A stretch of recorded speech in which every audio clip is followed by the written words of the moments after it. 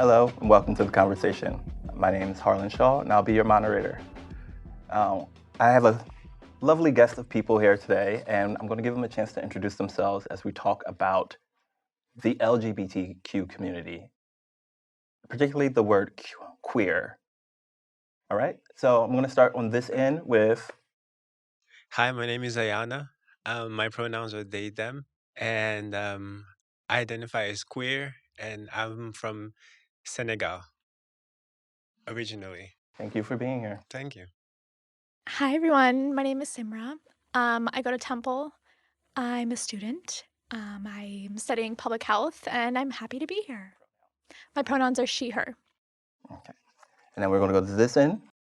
Hi, I'm Tyrone Smith. I'm chairman of the board of the Colors Organization, and my pronouns are he, him, and that's about it. Good evening. My name is Tony Purnell. I identify as he, him, his. I am on the Community Advisory Board of Colors Organization. I am also a psychotherapist. I have my own practice, and I am so glad to be here tonight with everyone to join the conversation. All right, and again, my name is Harlan Shaw, and I go by he and him. All right, so first question is, who here identifies as queer? I do. Just you? Okay.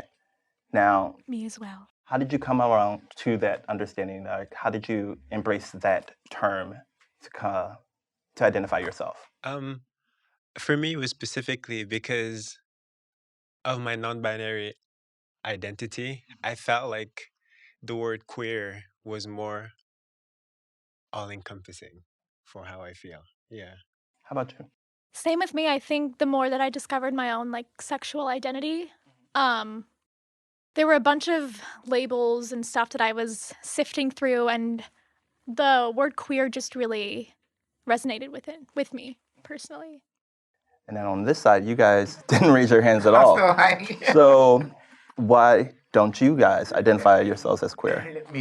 For me, first of all, to identify as queer was like wacky for me. And you have to look at the time period that I was born and what I lived through. So that queer thing wasn't for me. And one of the things that I think is most important when we talk about African Americans being gay or lesbian individuals, we were always categorized as a sissy, a faggot, Yeah. a punk, and women were identified as lesbians. And so, therefore, when we came together, we were considered in being in the life. Exactly. In the life was what gave us life.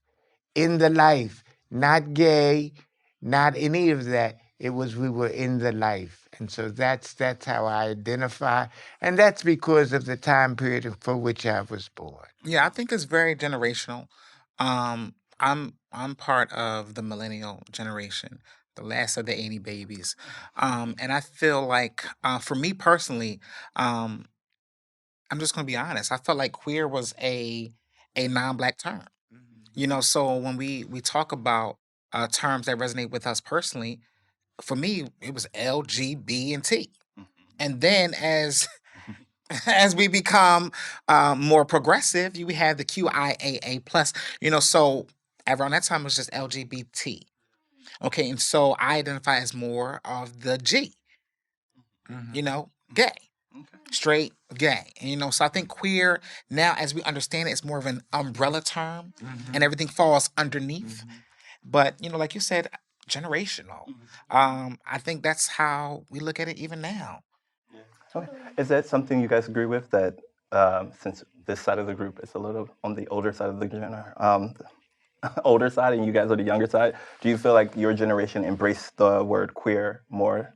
Yeah, I definitely feel like, because I had also read about the history of the word queer, and it was not always a good word that people, No. Exactly. it was derogatory even. Exactly. And yeah, I just happened to be in a time where that phrase was somehow, well, that word was somehow reclaimed by a lot of people. And again, for me, I could not just call myself gay because gay implied, like men and men or woman and woman, and that's not really how I identify. So it didn't work for me. So I had to like look for something that was better. So for you, it's more of non-binary. Yes. Okay, gotcha. And I think personally for me growing up, I'm 21, and I feel like kids my age, the word queer and everyone's like own sexual identity and their journey to figuring out their own sexual identity. And also with social media, with TikTok, with Instagram and everything nowadays, it is just a word that I feel like has transformed and honestly been reclaimed a lot for like kids, especially like in the youth and also my age. So but like in the beginning, I identified as like I called myself bi, pan, all that stuff. But I just felt really like limited. But this is like a whole conversation on labels and how labels can be really weird. But yeah, that's why So I'm that's glad you queer. guys are going in the right direction of where my questions are leading. So I've heard a lot of terms used just now, like pan, queer, of course, gay, sissy. What terms or labels do you guys personally identify with? Like I said, Just I'm gay, gay. right? Just gay. Yeah. And just you, just gay. Just gay.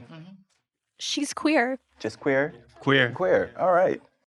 I'm usually the one that always goes against the grain, but I don't know if. So when I hear you guys speak, you say I don't want to be put into a box, But sometimes I feel like I need a box to be put in. Almost, if that makes sense. Like, Well, that's the world we live in. Like right, everybody is put into a box. You have to be categorized in this world, like in some way. Either you're male, female, trans, or you're black, white, gay. Like everyone has a way to identify you. They have to identify you. Yeah. So And even for me, like I say that queer is a better word for me because it's more all encompassing. It is still a way to put myself in a box still because I'm still saying, oh, this is what I am. I'm still labeling myself somehow. So okay, I don't live in a box, by the way. it's just not as, People can put me in a restrictive. box, yeah, but I don't live in it. But yeah, don't restrict yourself. Yeah, I was saying it's just not as restrictive as saying, oh, like, I am this one thing because I don't know, Totally. things evolve. Yeah. So, Tyrone, going back to you, since you're the most seasoned of us sitting on this panel, where did you see the shift in the terminology of queer and like labels? What year, what was going on in the world when you saw this shift?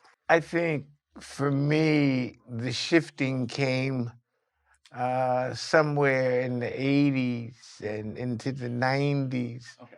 But before that, it was you were just a gay individual. But one of the things I hope that we don't lose in having this kind of a discussion is the fact that each one of us are human beings. absolutely. Before there's any genitalia assigned to us, we were human beings created. And so I think as long as we can go to that place of identifying us as being human, I think sometimes the words that we use in having conversation with one another would be abased, it would be gone, when we can call each other bitches and hoes, when we can say things that are derogatory to each other and still want that human embrace. We can't do the two. Absolutely. We must make the choice. And the composure of humankind is mental, physical, and spiritual. Those are the components that make up human beings. We must never forget that in the process of defining our sexual orientation. I agree. Now, so these labels that you guys are they're defining your sexual orientation, or like you said, non-binary, gender binary, right? So is it your gender or your sexual orientation that you're defining? Yeah, your gender identity or your sexual orientation.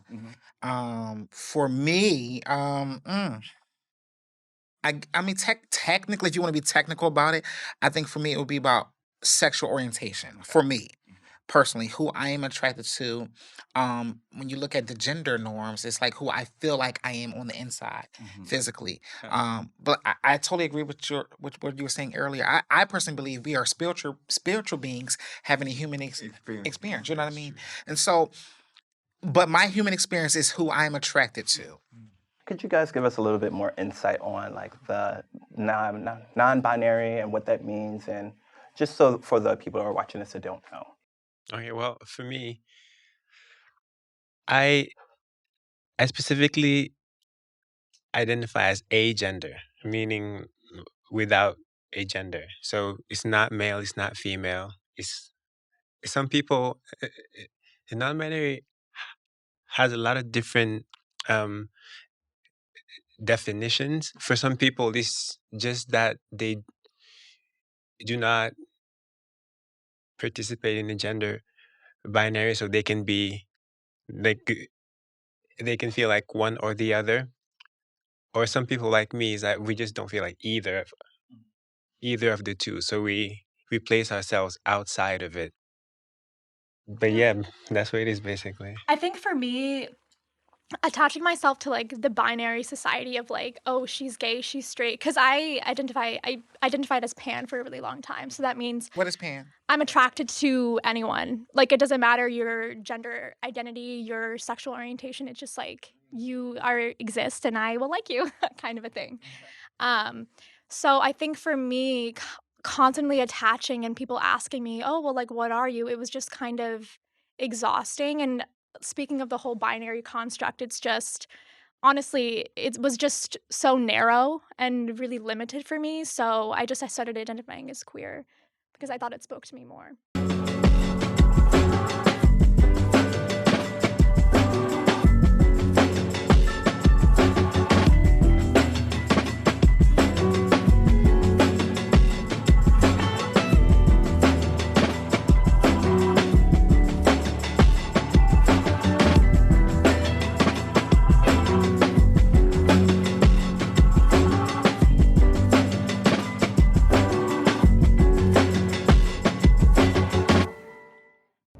Hey guys, make sure you like and subscribe to our channel to keep up with the latest episodes. Link will be at the bottom of the screen.